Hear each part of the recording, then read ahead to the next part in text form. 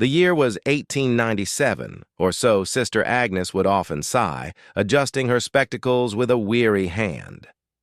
I was 11, though some of the older boys, like Thomas, claimed I looked closer to 9, a testament, they'd say, to the meager portions and endless chores at St. Augustine's Home for Boys. It wasn't a grand place, St. Augustine's. Far from it. It was a stoic 3-story brick building, once a prosperous merchant's manor, perched on a slight rise overlooking the muddy, winding river Oakhaven. Its windows, tall and narrow, stared out like vacant eyes, usually streaked with grime that no amount of scrubbing could truly banish. Inside, the air perpetually smelled of boiled cabbage, damp wool, and a faint, underlying scent of old dust and hopelessness. My name is Alara, though everyone just called me Elle. It was easier, simpler. Like most things in the orphanage, names were practical, not poetic. I didn't remember my parents, not truly. Just a hazy warmth, a fleeting melody, and then the stark, cold reality of the orphanage's iron gates. I'd arrived when I was too small to articulate my own story, just a bundled scrap left on the doorstep one frigid dawn, according to Matron Eleanor, whose face was as sharp and unforgiving as a winter gale.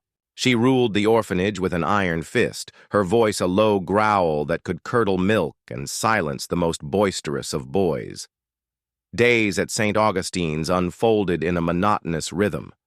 We woke before dawn, roused by the clanging of a bell that vibrated through the floorboards and rattled the very fillings in our teeth. Then came the cold wash in the communal troughs, the scratchy wool uniforms, the thin gruel that passed for breakfast, and hours of chores. Scrubbing floors, polishing tarnished brass, mending torn linens, tending the small, meager garden, every task was designed to keep our hands busy, and our minds, presumably, from wandering too far into mischief or melancholia. Afternoons were for lessons taught by the ever-patient Sister Agnes, who tried her best to instill some semblance of arithmetic and literacy into a room full of fidgeting, hungry boys. She was the one soft spot in our otherwise hard world, a tiny beacon of warmth in the perpetually chilly halls.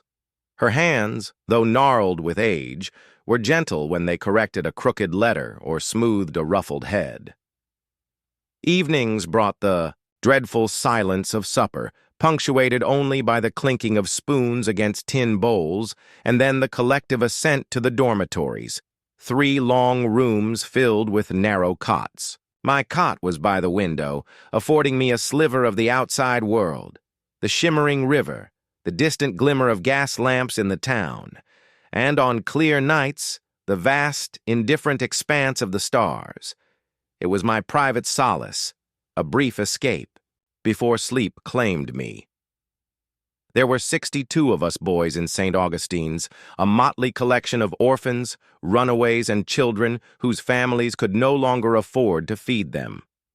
We formed our own silent hierarchy, our own unwritten rules. Thomas, the eldest at 15, was our reluctant leader, his gaunt face and haunted eyes reflecting a wisdom beyond his years. He was quiet, but his presence commanded respect. Little Pip, the youngest, barely 5, was a source of endless exasperation and occasional bursts of affection, his wide, innocent eyes a stark contrast to the hardened gazes of the older boys. We were a family, in a way, forged not by blood but by shared hardship, by whispered secrets in the dark, and by the unspoken understanding of what it meant to be adrift in a world that seemed to have no place for us. That autumn, a strange chill settled over the orphanage, not just in the air, but in the very bones of the building. It wasn't the usual damp cold that seeped in from the river, but something different, something dry. A parched, whispering sensation that seemed to rustle through the empty corridors even when there was no breeze. I started noticing things. The wooden banister, usually slick with grime, felt unusually warm to the touch one morning. Not hot, just warm, as if it had been sitting in the sun. though the sun hadn't been out in days.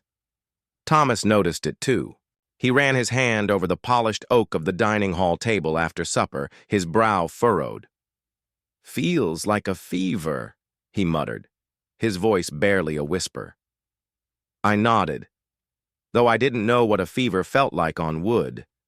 Then came the dreams. Vivid, unsettling dreams of fire.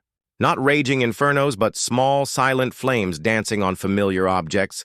The pages of Sister Agnes's Bible, the worn blanket on my cot, even the wooden spoon Matron Eleanor used to stir the gruel. The flames were soundless, producing no smoke, no heat, just a silent, consuming flicker. I'd wake up in a cold sweat, my heart hammering against my ribs, and the dream images would cling to me, the scent of phantom ash in my nostrils, though the orphanage always smelled of cabbage. I never spoke of these dreams to anyone. What was there to say? Dreams were just dreams, even if they felt real enough to leave a phantom ache in my chest. One afternoon, while I was scrubbing the dormitory floor, I saw it. A thin, almost invisible shimmer, like heat rising from a summer road, twisting up from a crack in the old floorboards near the chimney. It wasn't smoke, not truly. It was clearer, like a distortion in the air, but it had the same restless, hungry quality of fire. I blinked, rubbed my eyes, and looked again. It was gone. Just the usual dust motes dancing in the weak sunlight filtering through the grimy window. My heart lurched, a cold knot forming in my stomach. I told myself it was tiredness, a trick of the light, the fanciful imagination of a boy who spent too much time staring out at the river. But the image persisted, a silent, unsettling question mark in my mind. The premonition grew stronger. The air became heavier, charged with an unspoken tension. The other boys felt it too, though they couldn't name it. Arguments were more frequent, tempers shorter.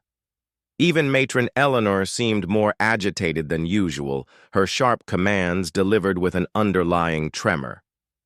Sister Agnes's gentle eyes held a new, uncharacteristic worry. She started spending more time in the small, dusty chapel, her lips moving in silent prayer, her rosary beads clicking softly. The chill from outside deepened, but inside I felt an inexplicable warmth, a dry, pervasive heat that seemed to radiate from the very walls, making my skin prickle. It was a warmth that offered no comfort, only a growing sense of unease. The night of the fire arrived without fanfare. It was a Tuesday, a night like any other. The bell had clanged its final call, and we were all tucked into our cots, the dormitory a symphony of restless sighs, quiet coughs, and the occasional creak of bed springs. A full moon hung in the sky, a pale, indifferent eye staring down at St. Augustine's. I lay awake, my gaze fixed on the moonlit window, listening to the familiar sounds of the old building settling into sleep. A floorboard groaned, a loose shutter rattled, and then a faint crackle. It wasn't from the fireplace, which had long been banked for the night. It was from the wall itself, a dry, brittle sound, like old paper crumpling. Then came the smell. Not smoke, not at first. It was the scent of dry wood, a deep, ancient wood beginning to warm.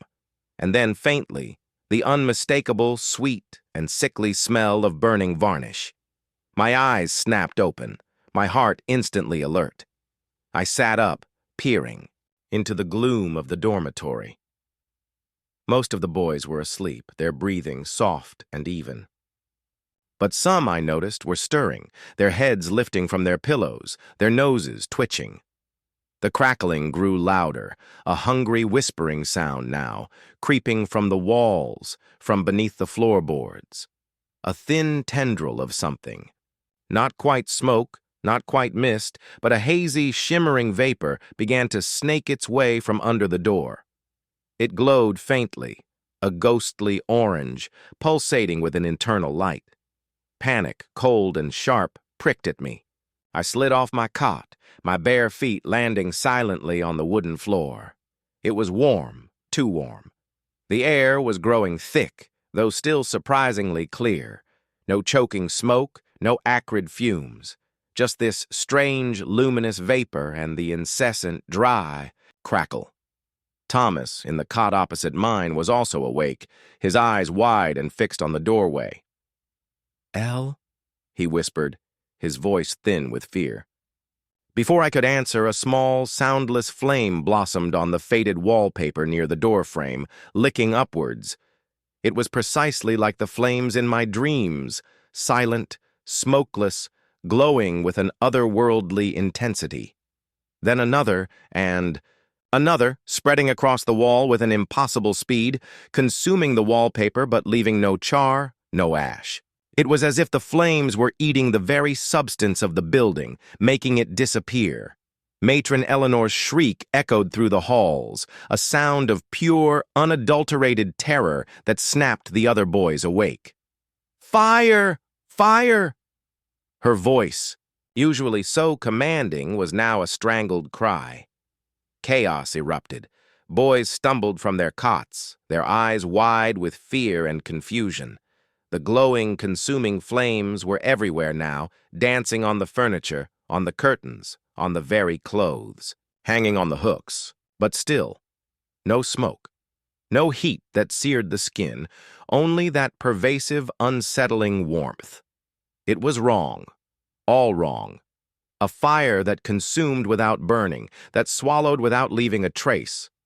A fire that devoured the very fabric of St. Augustine's, home for boys, but promised to leave behind no ashes, only the chilling void of its memory. The dormitory, usually a bastion of shared misery and quiet slumber, erupted into a frantic, scrambling mass of bodies. Matron Eleanor's screams continued, a high-pitched, piercing sound that cut through the initial shock and spurred us into action. The flames, silent and strangely beautiful in their orange luminescence, were consuming everything. They danced on the rough-spun blankets, climbed the wooden posts of the cots, and spread like an ethereal current across the floorboards. Yet, there was no smoke, no suffocating heat, just this eerie, pervasive warmth and the unnerving, dry crackle that seemed to emanate from the very structure of the building. It was as if the orphanage itself was dissolving, not burning away. "Out! Everyone out! To the courtyard!" Sister Agnes's voice, usually so gentle, was now sharp with urgency, slicing through the panic. She appeared at the dormitory doorway, her face pale, her eyes wide with a terror I'd never seen there before. She wasn't carrying her Bible, nor her rosary. Her hands were outstretched, guiding us, pushing us, her small frame surprisingly strong as she herded the disoriented boys. Thomas was already moving, his instinct for survival kicking in. He grabbed Pip, who stood frozen, tears silently streaming down his face as he stared at the glowing curtains. "Come on, Pip! Move!" Thomas's voice was rough, but his grip was firm. I followed them, jostled by the surging tide of boys, my bare feet padding softly on the eerily warm floor. The unusual lack of choking smoke was a blessing, but also deeply unsettling. A real fire, the kind I'd heard stories about, billowed with black smoke, tore at your lungs, and choked the life out of you. This was different. This was clean, almost surgical in its consumption. The walls were disappearing, not turning black, with soot, but simply vanishing, revealing the night sky through what should have been solid brick. It was like watching a ghost dissolve into thin air. We spilled out into the main corridor, a scene of utter confusion. Boys from the other dormitories, roused by Matron Eleanor's initial shriek, were converging from all directions. The air here was even warmer, almost stifling, despite the lack of direct flames. The same silent, glowing vapor snaked through the air, and small, soundless fires bloomed on the portrait of the orphanage's founder, on the hat stand, on the very air itself, flickering in and out of existence like phantoms. Matron Eleanor, her face contorted, was trying to direct us, but her words were garbled, lost in the rising din of shouts and cries. "The back door! To the kitchen!" Sister Agnes yelled, her voice hoarse now. "It's clearer that way!" She pointed towards the rear of the building, away from the grand, flame-kissed main entrance. Thomas, with Pip clutched to his side, altered course, pushing through the terrified crowd. I stayed close, a small, scared shadow in their wake. The orphanage was a labyrinth of familiar passages that now felt alien, consumed by this strange, soundless light. The floorboards beneath us felt like they were humming, vibrating with an unseen energy. As we neared the kitchen, the warmth intensified, and a faint, sweet smell, like burnt sugar, joined the burning varnish. It was oddly alluring, drawing me forward even as my primal fear screamed for escape. The kitchen, usually bustling with the early morning clatter of pots and pans, was eerily still, its large iron stove a dark silhouette against the glowing, vanishing walls. The back door, a heavy oak slab, was visible, but it too had begun to shimmer, tiny flames dancing on its surface. "Hurry!" Sister Agnes urged, pushing us from behind. Thomas shoved the door open, the wood feeling strangely soft, almost spongy beneath his hand. We burst out into the cool night air of the small enclosed courtyard, a wave of boys surging behind us. Relief, sharp and exhilarating, flooded through me. We were outside. We were safe, or so I thought. We turned, all of us, drawn by an invisible force, to look back at the orphanage. What we saw made the breath catch in our throats, stole the screams from our lips. St. Augustine's, the sturdy brick building that had been our prison and our sanctuary, was gone. Not collapsed, not charred, not even smoking. It was simply not there. Where the three-story structure had stood moments before, there was nothing but the bare, dew-kissed patch of earth, outlined by the faint glow of residual vapor that still lingered in the air, slowly dissipating. The flames, the silent, consuming flames, had devoured it entirely, leaving no timber, no brick, no stone, not even a wisp of ash. The only evidence it had ever existed was the gaping, astonished silence of 62 boys, a terrified matron Eleanor, and a weeping Sister Agnes, all staring at the empty space where their world had been. The moonlight, unimpeded, now illuminated the river beyond, its surface reflecting the stars. The cool night air felt shockingly cold after the strange warmth of the inferno. The only sound was the distant chirping of crickets and the ragged gasps of the boys. Little Pip, released from Thomas's grasp, whimpered, pointing with a trembling finger. "It's gone, Thomas. It's really gone." His voice was barely audible. Matron Eleanor crumpled to the ground, a silent, shaking heap. Sister Agnes, her face streaked with tears, sank to her knees, her hands clasped together, her lips moving in fervent prayer, but no words came out. We, the boys, stood huddled together, a bewildered flock. We were alive, yes, but orphaned again. This time by a fire that defied all logic, a fire that had erased our home from existence as if it had never been. The feeling was not one of escape, but of profound, terrifying emptiness. The very ground felt hollow beneath our feet, as if the orphanage had been a dream, and we had just woken up to find it gone. The authorities arrived some time later, their gas lamps casting long, dancing shadows across the now empty grounds. The townspeople, alerted by Matron Eleanor's cries and the strange, silent glow they'd glimpsed from their windows, gathered at the perimeter, their faces a mixture of fear and morbid curiosity. But there was nothing for them to see. No smoldering ruins, no telltale smoke, no acrid scent of a recently extinguished blaze. Just an empty lot and a group of bewildered, silent children. The policeman, stern-faced and confused, questioned Matron Eleanor and Sister Agnes first. Their stories, disjointed and hysterical, spoke of flames that didn't burn, of walls that dissolved, of a complete and inexplicable disappearance. The officers exchanged disbelieving glances. They searched the grounds, their lamps sweeping across the bare earth, their boots crunching on the pebbles, but found nothing. No melted metal, no shattered glass, no splintered wood. Not a single trace of the building remained. It was as if a giant, invisible eraser had wiped St. Augustine's off the face of the earth. I watched from the edge of the crowd, clutching Thomas's hand, Pip asleep against his side. The official pronouncements came swift and disbelieving. A terrible tragedy, they called it. A complete loss.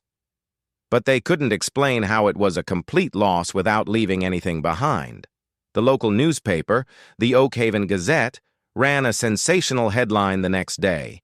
Orphanage vanishes in mystery blaze, no ashes remain.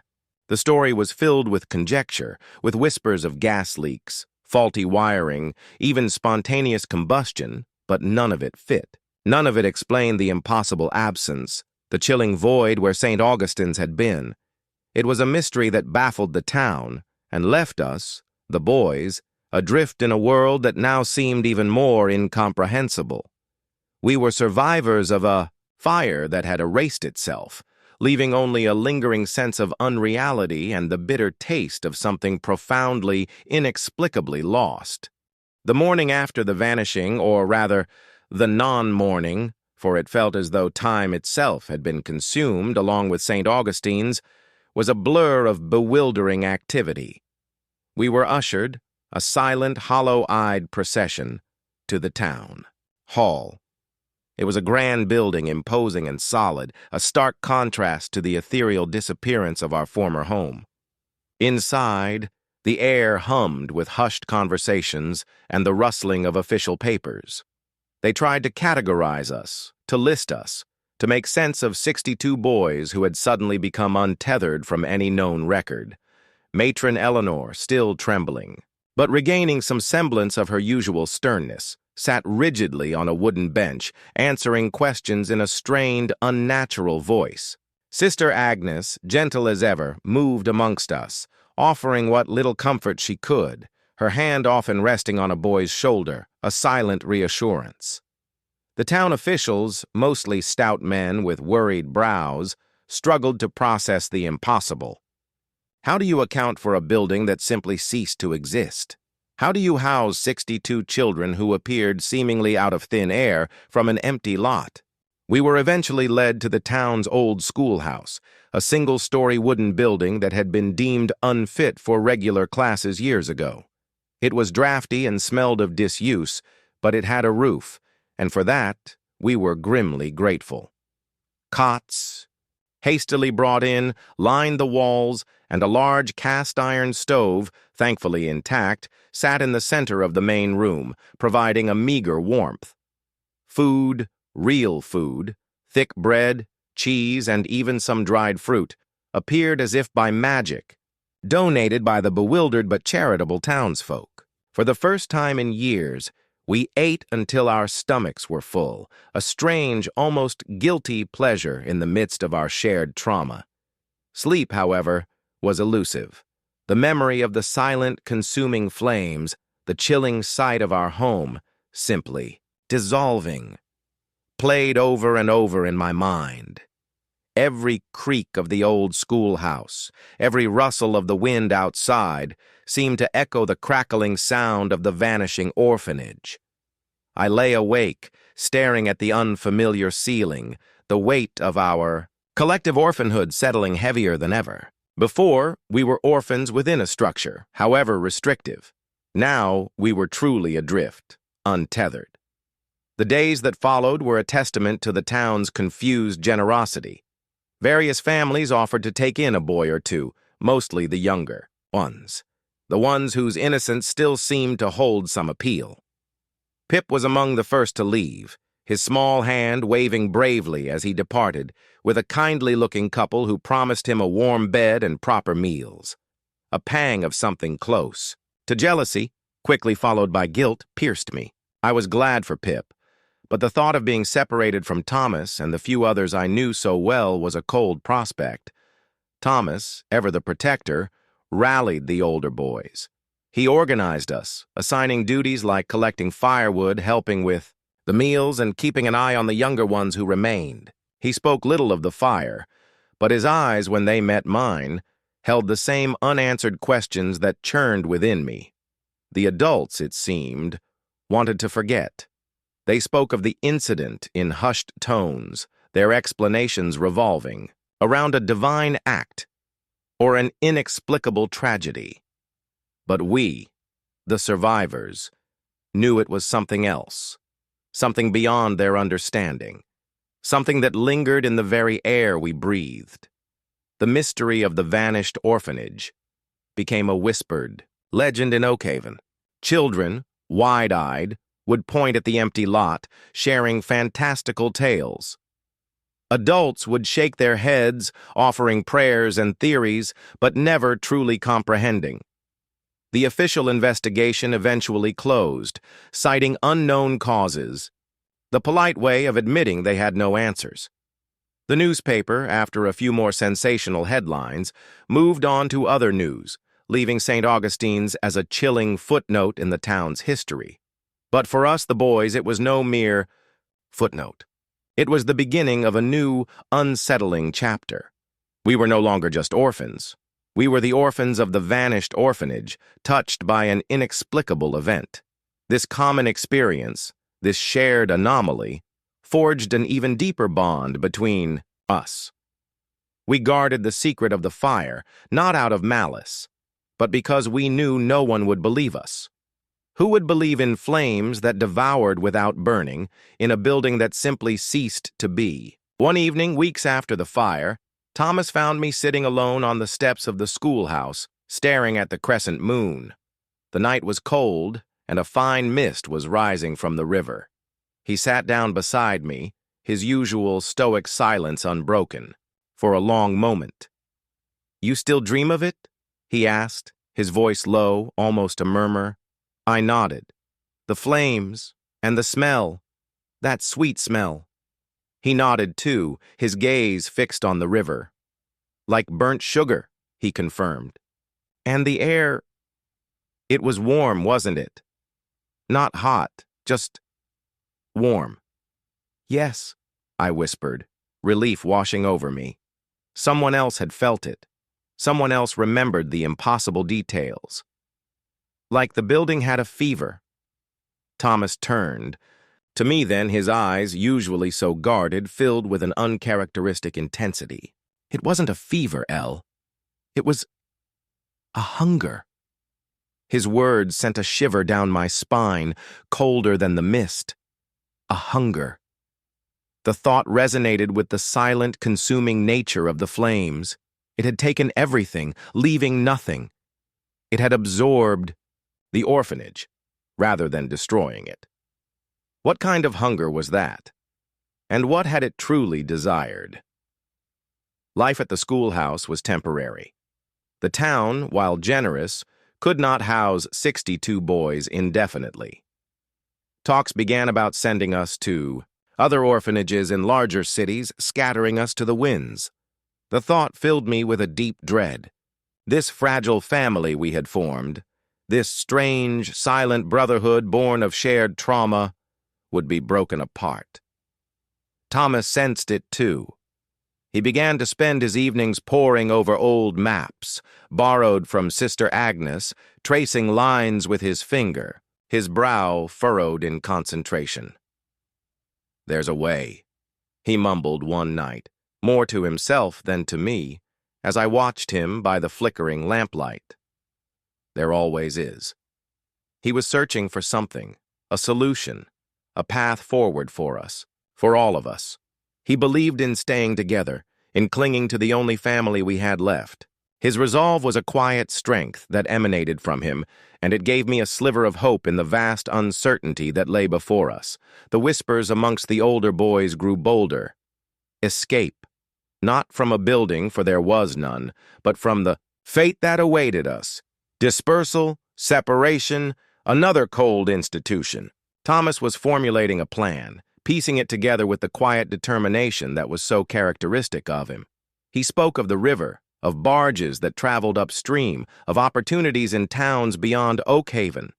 He spoke of a new life, a shared, future, where the mystery of the vanished orphanage would not define us, but empower us. It was a daunting prospect, filled with danger and unknowns, but the alternative, being scattered and forgotten, seemed far worse. The vanishing had taken our home, but it had also, inadvertently, forged a spirit of defiance within us, a desperate need to control our own destiny, however uncertain that destiny might be. We were no longer just passive recipients of fate. We were survivors, and the hunger of the silent flames, while terrifying, had also awakened a fierce will to endure. The plan, as whispered by Thomas in the dead of night, felt both daring and utterly reckless. It revolved around the river, our silent, ever-present companion. Oak Haven, while a respectable town, was a hub for river trade, and barges frequently docked at its small, unassuming port. Thomas's idea was simple in its audacity. Slip away under the cover of darkness, find a suitable barge heading upstream, and stow away. It was a desperate gamble, but the alternative, being shipped off to various unknown orphanages, losing, the only semblance of family we had left, made the risk seem almost negligible. He selected a handful of older boys, those he trusted implicitly, those with a quiet strength and a keen sense of loyalty. Beyond myself, there was Daniel, with his nimble fingers and surprising knack for untying knots. Sam, whose towering height and broad shoulders made him intimidating despite his gentle nature. And twins, Liam and Noah, inseparable and possessing an uncanny ability to communicate without words. Our departure was meticulously planned over several clandestine meetings, held in the drafty corners of the schoolhouse after Matron Eleanor and Sister Agnes had retired for the night. We pooled our meager resources, a few stray coins, a shared loaf of bread pilfered from the kitchen, and a tattered blanket. Each item was a precious commodity, a testament to our collective determination. The night we chose was moonless, a thick blanket of clouds obscuring the stars. A light drizzle began to fall just as the town settled into its deepest slumber. The kind of weather that encouraged people to stay indoors, perfect for our purposes. Our hearts hammered against our ribs, a frantic drumbeat against the silence of the night. Thomas led the way, a gaunt shadow in the gloom. We moved like ghosts, a silent procession of 6 boys, our footsteps muffled by the damp earth. The younger boys, those who remained at the schoolhouse, were asleep, blissfully unaware of our silent exodus. Leaving them behind was a bitter pill, but Thomas had argued, logically, that they would be better cared for by the town's families, and our presence would only complicate matters. The journey to the docks felt interminable, each shadow a potential threat, each distant sound a sign of discovery. The air was heavy with the scent of damp earth and the distant, familiar smell of the river. When we finally reached the port, the barges lay like slumbering beasts, their hulking forms silhouetted against the dark water. The air was thick with the smell of wet rope, tar, and stagnant river water. Thomas pointed to a large, flat-bottomed barge laden with barrels, its deck barely visible in the gloom. "That one," he whispered, his voice tight with anticipation. "It leaves at dawn for Millhaven." Boarding the barge was surprisingly easy. The gangplank was down, left unattended. We moved quickly, silently, our years of sneaking around the orphanage serving us well. We found a hidden corner beneath a pile of tarpaulins nestled amongst the barrels. The space was cramped, dark, and smelled strongly of wood and brine, but it was shelter, and it was our ticket to freedom. We huddled together, sharing the tattered blanket, the rain a soft drumming on the canvas above us. Sleep, despite the discomfort, came easily, the exhaustion of fear and exertion finally claiming us. The morning light, when it finally pierced our makeshift refuge, was muted and gray. The barge was moving, a slow, rhythmic chugging sound vibrating through the deck. We were free. A quiet elation settled over us, a fragile hope blossoming in the cramped darkness. The journey was uneventful for the first few days. We rationed, Our meager food, sharing stories in hushed whispers, our voices low so as not to attract attention. Daniel, with his surprising knowledge of river lore, would tell us tales of mermaids and river spirits, keeping our spirits up. Sam, ever practical, fashioned a crude fishing line from a loose thread and a bent pin, though our efforts yielded little. But the pervasive strangeness of the fire, the unsettling feeling it had left behind, seemed to cling to us, even on the river. I started noticing the warmth again. It wasn't constant, but it would come in waves, a dry, almost electrical heat. That seemed to hum from the wooden planks beneath us even when the air was cold. It was the same warmth I'd felt in the orphanage, the same one that had radiated from its walls before it vanished. Thomas felt it too. I'd catch his eye, and he'd give a subtle nod, acknowledging the unspoken anomaly. One night, a week, into our journey, as the barge was anchored near a thick copse of trees, the warmth became intense. It permeated the air, thick and cloying, carrying with it that faint, sweet smell, like burnt sugar and varnish. I woke with a jolt, my heart pounding. The others were stirring too, their eyes wide in the darkness. Through a gap in the tarpaulins, I saw it. The trees on the riverbank, just a stone's throw away, were shimmering. Not in the moonlight, for there was none, but with that familiar, silent, orange glow. Small, soundless flames danced on the leaves, tracing the outlines of the branches, consuming them, but leaving no trace. The trees weren't burning down, they were simply disappearing, absorbed into the air, revealing the dark sky behind them. Panic, cold and visceral, seized me. This wasn't just a memory, it was happening again. The hunger that had consumed St. Augustine's was still alive, still active, still moving. It was following us. "Thomas," I whispered, my voice choked with terror. "Look!" He peered through the gap, his face grim in the faint ethereal light. "It's here," he breathed, a raw fear in his voice that I had rarely heard. The other boys pressed closer, their eyes fixed on the vanishing trees. Liam whimpered. Noah gripped his brother's hand so tightly his knuckles turned white. Sam, usually so steady, was visibly trembling. The silence of the flames was amplified by the terror it invoked. No screams, no crackling sounds of a normal fire, just the silent consumption, the ghostly glow, and the chilling realization that whatever had taken our home was not confined to its walls. The barge captain, a gruff, weathered man, seemed oblivious. He snored loudly from his cabin. It was clear he saw nothing, felt nothing. This silent, consuming force was something only we, the survivors of St. Augustine's, could perceive. It was a terrifying, isolating truth. The following morning, the trees were gone, just an empty patch of riverbank where they had stood. No charred stumps, no fallen leaves, no ash. Just bare earth, disturbed only by the rising mist from the river.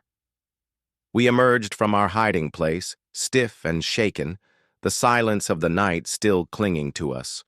The barge continued its journey, its rhythmic chugging a mundane counterpoint to the impossible reality we had witnessed. We reached Millhaven 2 days later, a bustling port town, much larger and louder than Oakhaven. The chaos of the docks was a welcome distraction, a noisy human shield against the silent horror that haunted our nights. We slipped off the barge, indistinguishable from the scores of laborers and travelers. Our new freedom felt precarious, shadowed by the lingering presence of the vanishing fire. We found temporary refuge in an abandoned warehouse near the docks, its broken windows and crumbling walls offering a fragile shelter. The smell of dust and decay was preferable to the phantom scent of burnt sugar. We were free, but the world felt vast and indifferent, and the silent hunger that had consumed our home seemed to be an unseen passenger in our journey. It was a haunting thought, a chilling undercurrent to our desperate bid for survival. We had escaped the fire, but had we truly escaped its reach? Or were we, the 62 boys of St. Augustine's, forever tethered to its impossible, ashless memory,